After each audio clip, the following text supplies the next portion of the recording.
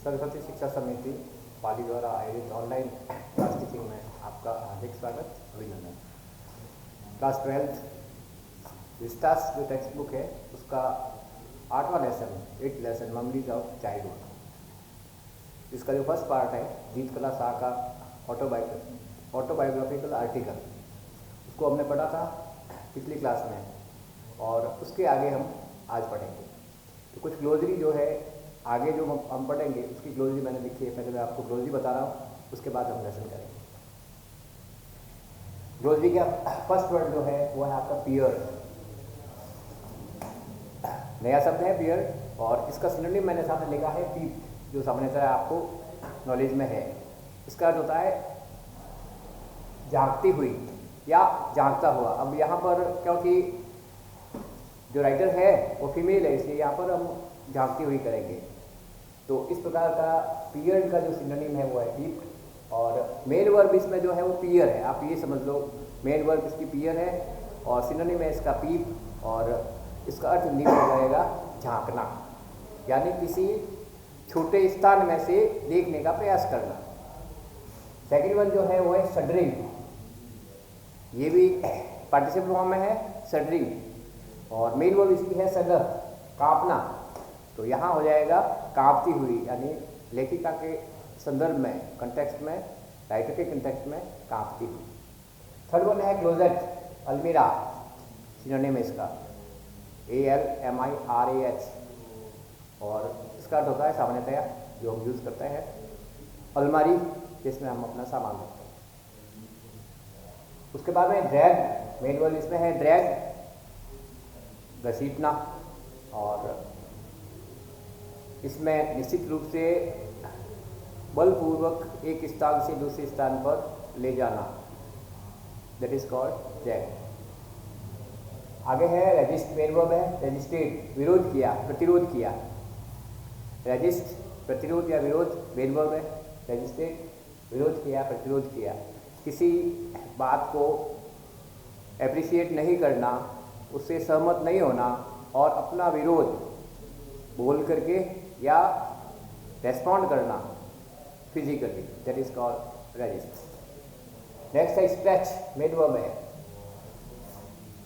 दांतों से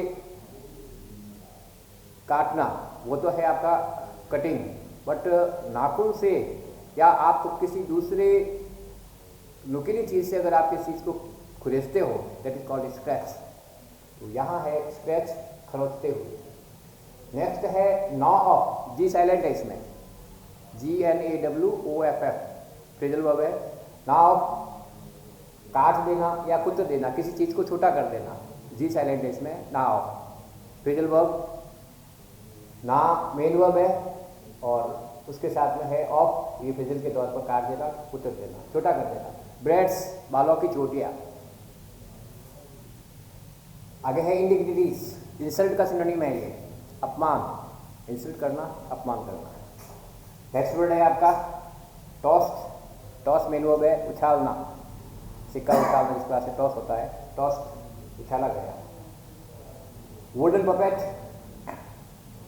काफ़ी स्थानों पर खाली पपेट ही लिखा होता है लेकिन इसका अर्थ वही होता है कठपुतली, अपने हाथों के इशारों से उसको नचाना।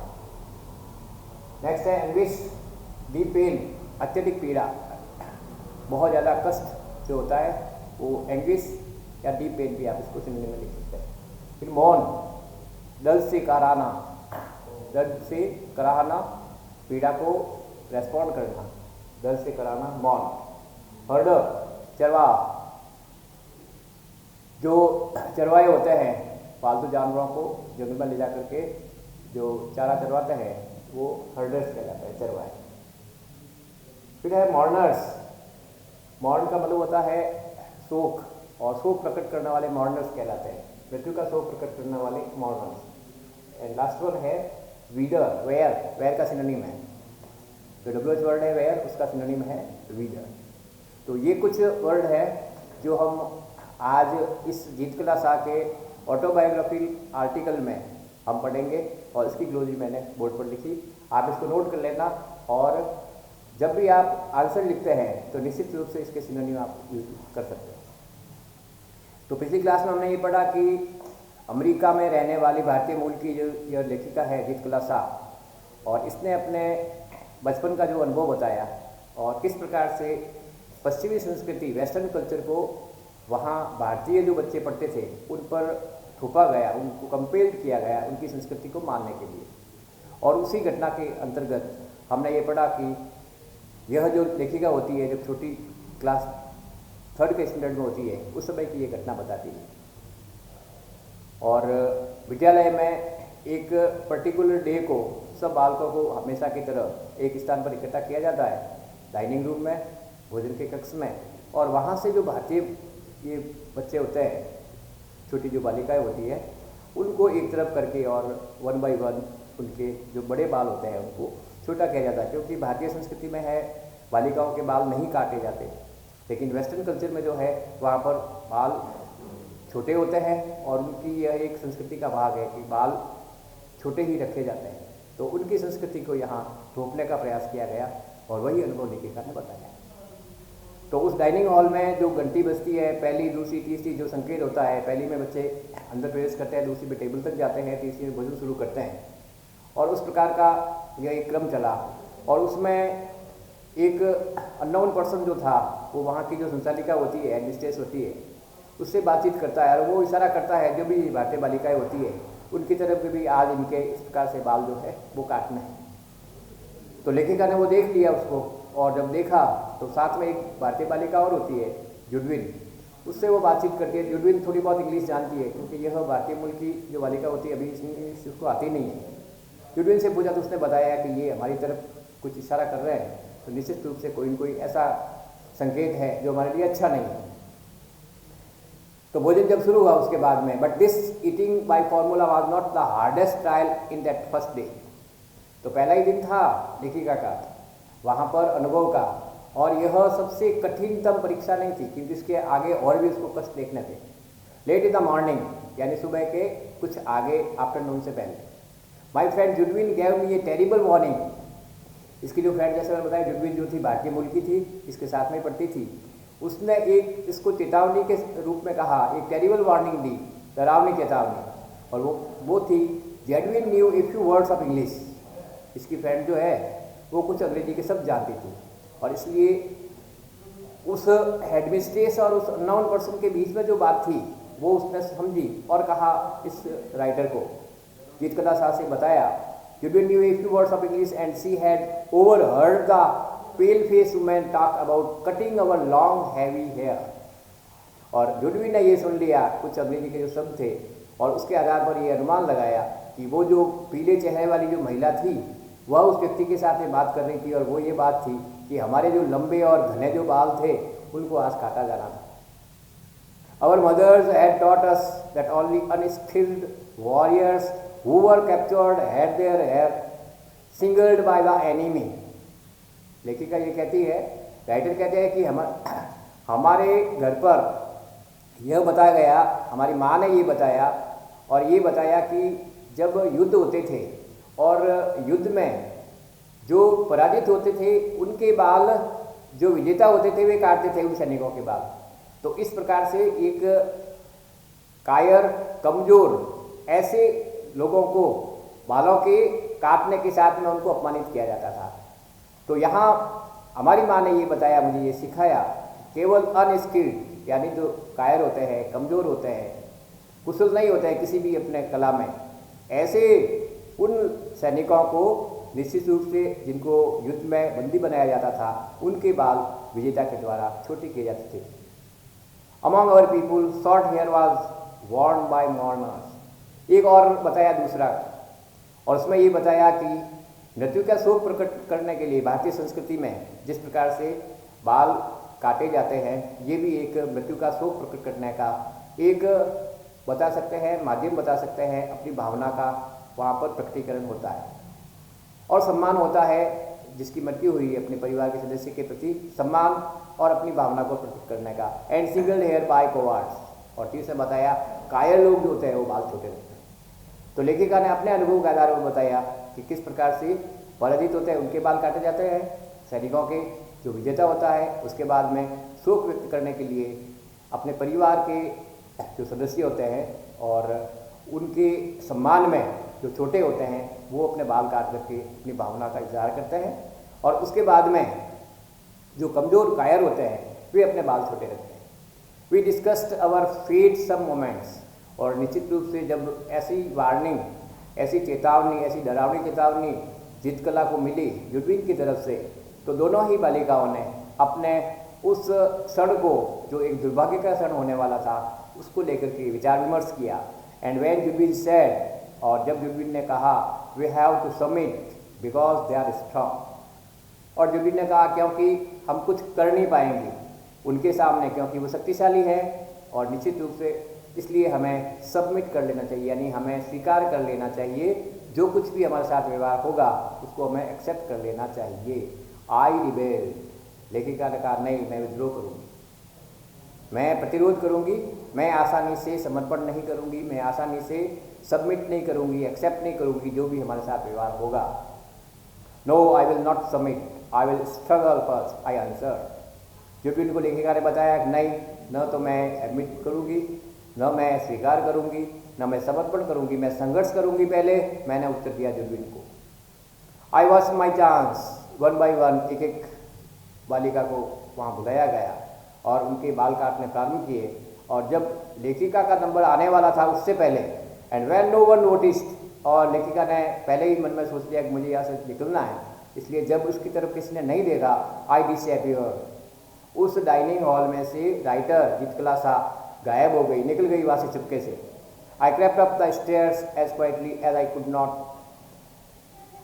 Here and my squeaking shoes, और जो जूते पहने हुए थे उनकी आवाज़ नहीं आई, इसलिए बिल्कुल सीढ़ियों पर रेंगती हुई दबे पांव वह ऊपर चढ़ गई, फर्स्ट फ्लोर पर, पहले मंजिल पर। My moccasins had been exchanged for shoes, और इसके जो अच्छे जूते जो थे, नर्म और अच्छे वाले, वो वहाँ विद्यालय में बदल दिए गए पहले ही, और आवाज़ वाले जूते इसको दे दिए गए थे। ये भी एक पहला इसके साथ में अत्याचार था। Along the hall I passed, और हॉल को क्रॉस करने के बाद में मैं आगे निकली, without knowing whither I was going, ये वर्ड बताया मैंने, वेयर का सिनोनिम। तो आगे हॉल पास करने के बाद में, हॉल के आगे जाने के बाद मैं नहीं जानती थी कि मुझे अब जाना कहाँ है। बहुत बड़ा भवन परिसर था, और लेखिका वहाँ से उस डाइनिंग हॉल से निकल गई जहाँ सब बालिकाओं के, भारतीय बालिकाओं के बाल काटे जाने थे, वहाँ से वो निकल गई, और अब इसको नहीं मालूम जाना कहाँ है, लेकिन वहाँ से वो आगे बढ़ रही थी उस भवन में, पहली मंजिल पर आगे जा रही थी। Turning aside at an open door, और वहाँ देखा आगे जाने के बाद, मुड़ने के बाद एक दरवाज़ा खुला उसको दिखाई दिया लेकिन।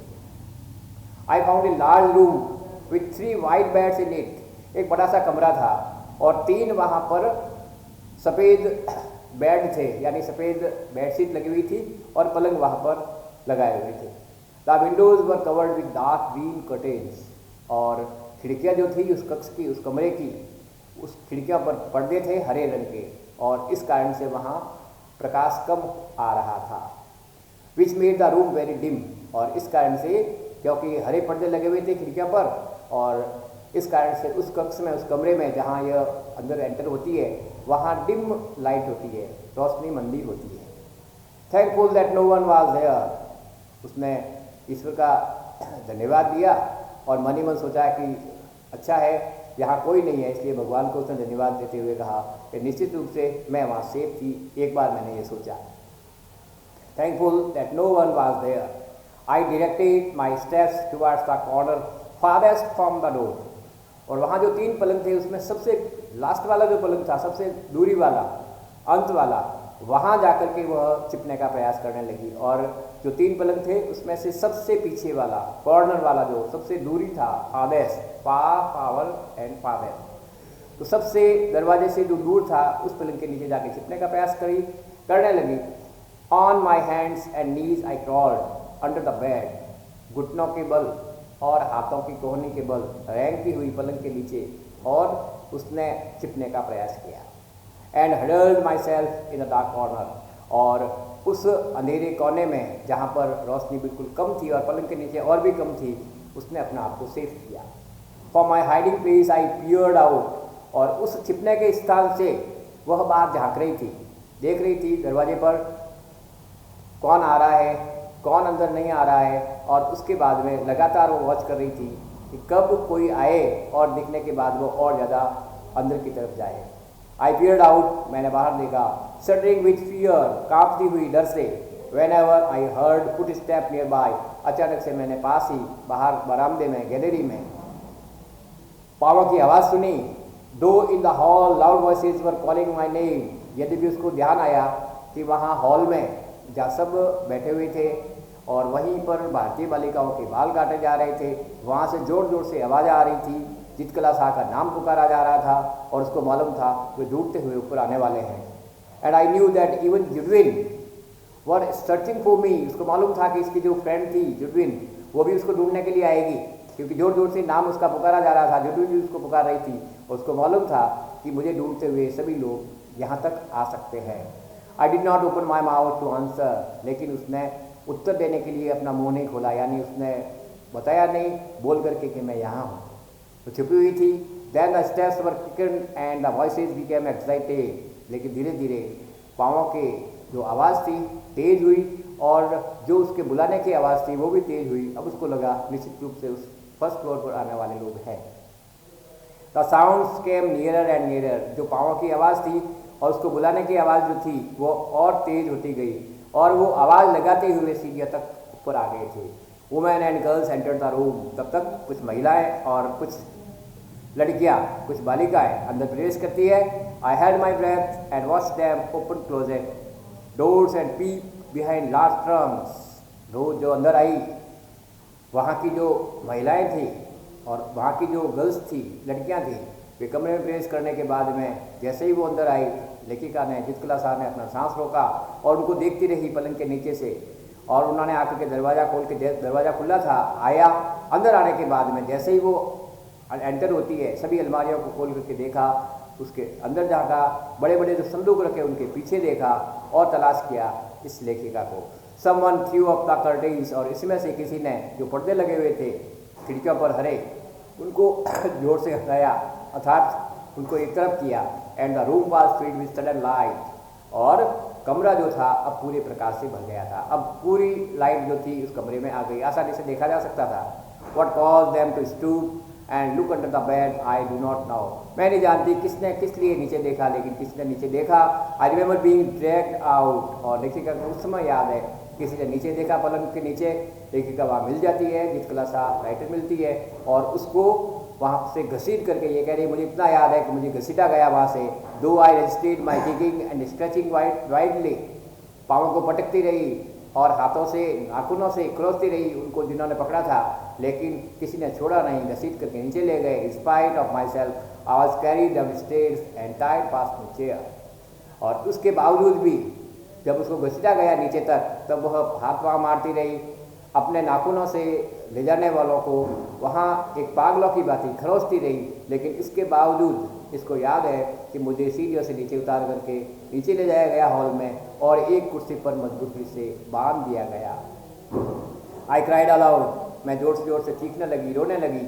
Shaking my head all the while until I felt the cold blades of the scissors against my neck, जोर जोर से रोने लगी, चीखने लगी, अपने सिर को हिलाने लगी।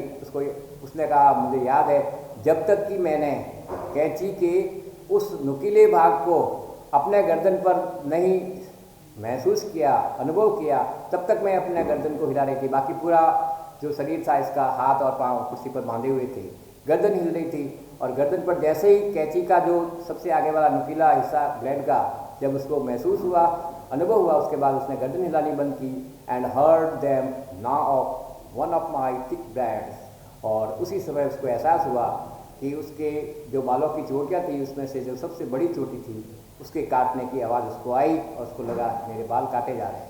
Then I lost my sweet, उसके बाद उसको याद नहीं है, लगभग बेहोशी की स्थिति में आ गई थी। सिंस द डे, उस दिन से I was taken from my mother, उस दिन के बाद मेरी माँ मुझे लेके जाती वापस। आई हैड सफर्ड एक्सट्रीम इग्निटीज, और लेखिका निश्चित रूप से बहुत ज़्यादा अपने आप को अपमानित अनुभव करती है, इंसल्ट अनुभव करती है, डिग्निटीज एक्सट्रीमली वह फील करती है। People had stared at me, और जब मेरे बाल छोटे हुए लोग सब मुझे देखने लगे, मुझे घूरने लगे। I had been tossed about in the air like a wooden puppet, और मुझे लगा मैं एक कठपुतली की बाती हवा में उछली गई, इतनी मुझे अपमानित किया गया। And now my long hair was shingled like a coward's, और अब एक कायर की भांति मेरे जो लंबे और घने बाल थे वो छोटे कर दिए गए। In my anguish I mourn for my mother but no one came to comfort me, और निश्चित रूप से मैं माँ के सामने अपना शोक व्यक्त करने लगी, लेकिन किसी ने मुझे वहाँ पर सांत्वना नहीं दी। Not a soul reasoned quietly with me, किसी ने मुझे वहाँ चुप करने का प्रयास नहीं किया। एज माई ऑन मदर, जैसा मेरी माँ स्वयं करती थी, use to do, for now I was only one of the many little animals driven by herder, और अब मैं जिस प्रकार से चरवाहा होता है और अपने भेड़ों के छोटे बालों को लेकर के जंगल में जाता है चराने के लिए, अब मेरी स्थिति भी उस जानवर की तरह हो गई थी जो जिसके बाल सब छोटे छोटे होते हैं। ठीक, ये हो गया। नेक्स्ट हम सेकंड वाला अगली क्लास में